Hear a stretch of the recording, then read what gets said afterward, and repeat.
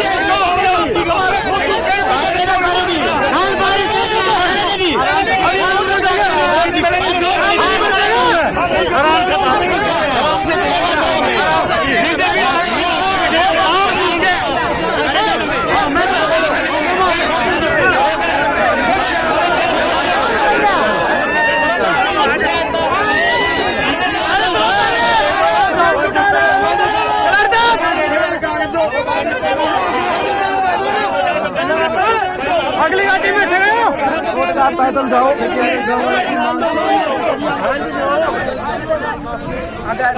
चलो अरे चोट लगी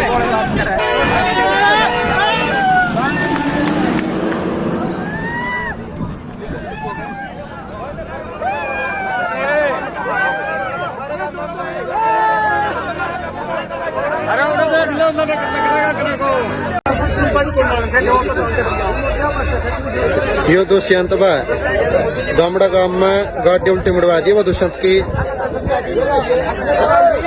यो जाओ बा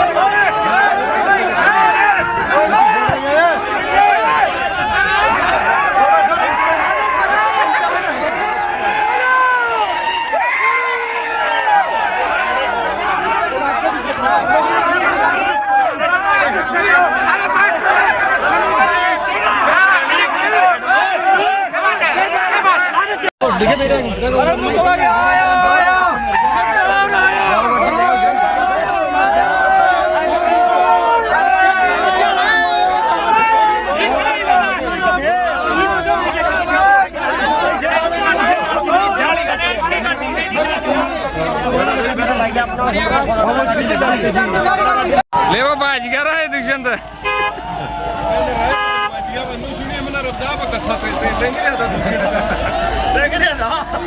वो बाज गया भाई दूसरी गाड़ी बदल गई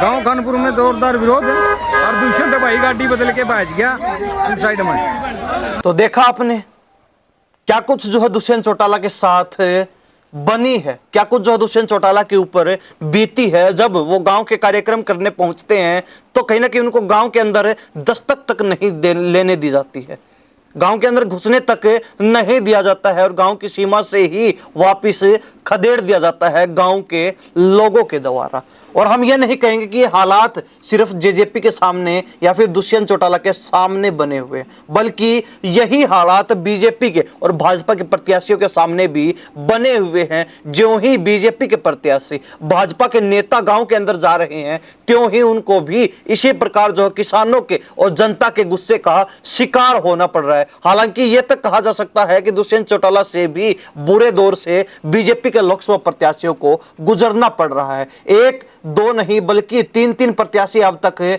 जनता के और किसानों के गुस्से की भेंट चढ़ चुके हैं, जिनमें हमने बताया कि रणजीत चौटाला का नाम भी शामिल है, अशोक तंवर का नाम भी शामिल है, तो साथ ही मोहनलाल बड़ौली का नाम भी शामिल है। हालांकि उन्हीं नेताओं की तरह यहां भी एक चीज कॉमन जरूर देखने को मिली कि दुष्यंत चौटाला के पास जनता जो सवाल कर रही है, किसान जो सवाल कर रहे हैं, उनका जवाब नहीं है। दुष्यंत चौटाला मुंह लटकाए सिर्फ यही इंतजार कर रहे हैं कि कब उनको जो है मौका मिले, ताकि वो जनता को हाथ पैर जोड़कर मना सके, जनता के गुस्से को कहीं ना कहीं शांत करने का प्रयास कर सके। लेकिन जनता ने, लोगों ने दुष्यंत चौटाला को वो मौका नहीं दिया, यानी कि दुष्यंत चौटाला को बिना अपनी बात रखे ही वहां से बेचारा सा मन लिए और मुंह लटकाए वापिस लौटना पड़ा। वो तस्वीर आप देख चुके हैं। लेकिन अब अगर बात की जाए दुष्यंत चौटाला की, और बात विशेष तौर पर एक और यहां बड़ी आती है कि दुष्यंत चौटाला जो कि नारनौद हलके के दौरे पर थे, नारनौद के गांव में जा रहे थे कार्यक्रम करने के लिए,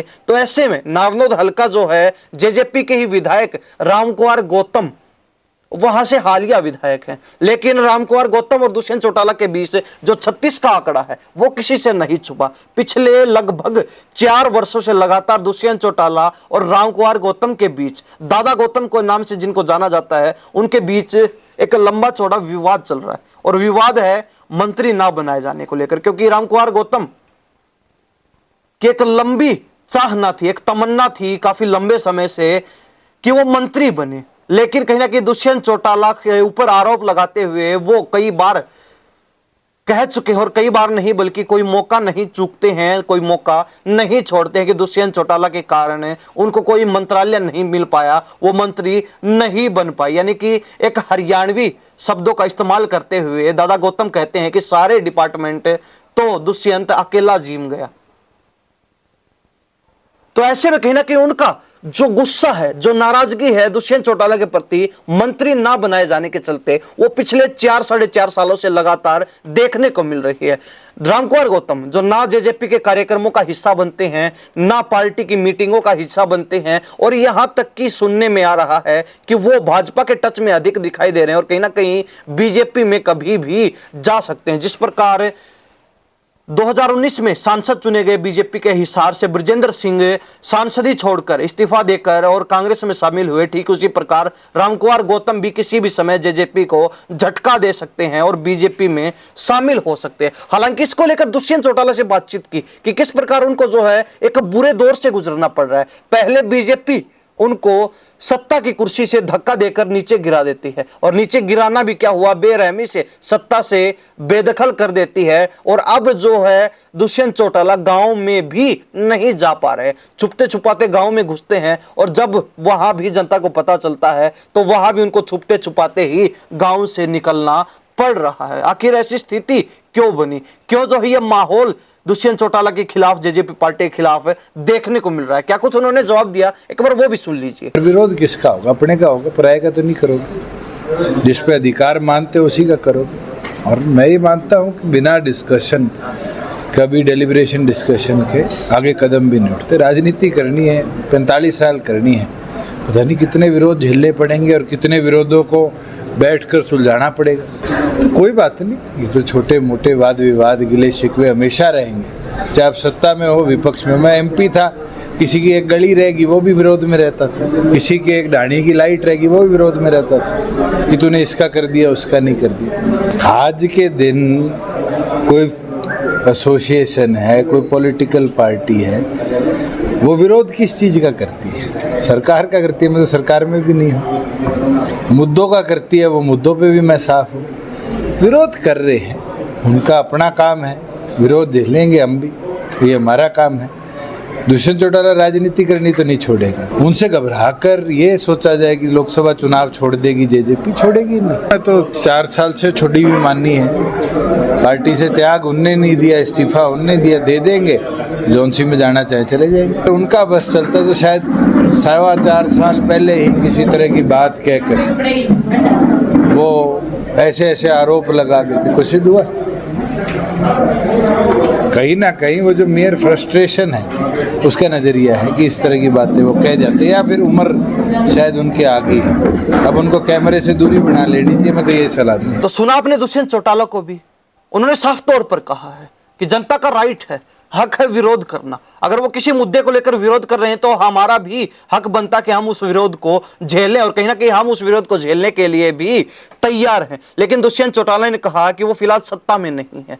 विरोध उनका किया जाता है जो लोग सत्ता में होते हैं, पावर में होते हैं, सरकार में होते हैं। अब चूंकि जेजेपी का बीजेपी के साथ किसी प्रकार का कोई गठबंधन नहीं है, गठबंधन टूट चुका है, बीजेपी ने नए सिरे से अपनी सरकार बना ली है, तो ऐसे में दुष्यंत चौटाला का विरोध करने का कोई औचित्य नहीं बनता। यह बात दुष्यंत चौटाला ने खुद कही है। साथ ही जब रामकुमार गौतम की बात आती है तो दुष्यंत चौटाला ने कहा कि रामकुमार गौतम को मैं पिछले 4 सालों से ही अपनी पार्टी में नहीं मानता। ऐसे में वो कहीं किसी अन्य दल में जाना चाहते हैं तो भले ही जाए, उनको कोई ऐतराज नहीं है, ना जेजेपी को ना दुष्यंत चौटाला को इससे कोई फर्क पड़ने वाला है। लेकिन अब बड़ा सवाल यह खड़ा होता है कि एक तरफ किसान और जनता ने साफ तौर पर यह क्लियर कर दिया है, यह चुनौती और चेतावनी दे दी है कि भाजपा हो या फिर जेजेपी हो, जिन नेताओं ने पीछे के समय में सत्ता में रहते हुए जनता की आवाज नहीं उठाई, जनता के मुद्दों की बात नहीं की, जनता के काम नहीं किए, सामाजिक स्तर पर जो नेता फैल साबित रहे हैं, जनता की नजर में फैल साबित रहे हैं, अब अगर वो नेता चुनावी प्रचार प्रसार के लिए गांव में आते हैं, अब अगर वो नेता सरकार में रहते हुए कुछ नहीं कर पाए, अब बड़े बड़े वायदे लेकर अगर गांव में आते हैं तो उनको इसी प्रकार के विरोध का सामना करना पड़ेगा, जिसकी झलकियां पहले भी देखी गई और एक बार फिर दुष्यंत चौटाला के रूप में उसका एक उदाहरण पेश किया जा सकता है कि किस प्रकार जो है दुष्यंत चौटाला भी जनता और किसानों के गुस्से की भेंट चढ़ गए और कहीं ना कहीं नाराजगी इस कदर कि उनको गांव में घुसने तक नहीं दिया गया। कहीं दुष्यंत चौटाला को पैदल चलने को मजबूर किया गया, कहीं दुष्यंत चौटाला की गाड़ियां वापिस मोड़नी पड़ी, अपने काफिले के साथ गांव में घुसने तक नहीं दिया गया, उनको वापस भगा दिया गया, और तो कहीं उनको छुपते छुपाते गांव में घुसकर और वापस निकलना पड़ता है। और ऐसे ही हालात जो है भाजपा के नेताओं के सामने भी बने हुए हैं। लेकिन एक बात जरूर है कि जो किसानों ने कहा कि किसान पिछले 5 साल का पूरा हिसाब लेंगे, कोई भी नेता अगर गांव में आता है तो उसके साथ हर प्रकार से सवाल जवाब किए जाएंगे। किसानों का जो हक बनता है उस हक को लेकर जितने भी सवाल हैं, हर सवाल उस नेता से किए जाएंगे, और कहीं ना कहीं अगर वो नेता जवाब नहीं देता है तो उसका भी कोई दायित्व, कोई हक नहीं बनता कि वो गांव में आकर प्रचार प्रसार करे, गांव में आकर वोट मांगे। लेकिन बात अगर नारनौद की हो रही है, नारनौद से चूंकि रामकुमार गौतम जो जेजेपी के विधायक नाम मात्र से ही कहे जाते हैं, हालांकि फिलहाल तो एक ऐसे विधायक के रूप में भूमिका निभा रहे हैं जो किसी भी दल में नहीं दिखाई देता है, हाव भाव से, भाषा शैली से और शब्दों के माध्यम से। लेकिन रामकुमार गौतम जो कि एक जेजेपी के नेता थे, 2019 में जेजेपी के विधायक के रूप में चयनित हुए नारनौद विधानसभा क्षेत्र से, तो ऐसे में अगर दुष्यंत चौटाला जिनका उनके साथ 36 का आंकड़ा है, अगर वो उनके हलके में कार्यक्रम करने पहुंचे हैं, पार्टी के कार्यक्रम कर रहे हैं, तो वहां पर दुष्यंत चौटाला का विरोध होना, भारी विरोध होना, कहीं ना कहीं इसके पीछे ऐसा तो नहीं कि रामकुमार गौतम का, दादा गौतम का कोई हाथ हो, कहीं ना कहीं दादा गौतम की कोई प्लानिंग हो, या फिर किसी अन्य सोची समझी चाल और साजिश के तहत एक प्री प्लान तरीके से जो है इस पूरे घटनाक्रम को अंजाम दिया गया हो। नारनौद क्षेत्र के लोग, विशेष तौर पर जो लोग भाजपा से या फिर जेजेपी से और तमाम नेताओं से नाराज चल रहे हैं, खफा चल रहे हैं, रुष्ट चल रहे हैं, वो इस बारे में क्या सोचते हैं? क्या वास्तव में ही जो ये विरोध प्रदर्शन हुआ ये आम लोगों के द्वारा, किसानों के द्वारा और उनकी जो नाराजगी थी उसके तहत किया गया है, या फिर कोई और अन्य सोची समझी साजिश हो सकती है? इस बारे में आप क्या सोचते हैं? कमेंट अपनी राय जरूर रख दीजिए। इन्हीं सब बातों के साथ में प्रिंस लांबा, हरियाणा न्यूज 24। नमस्कार, जय हिंद।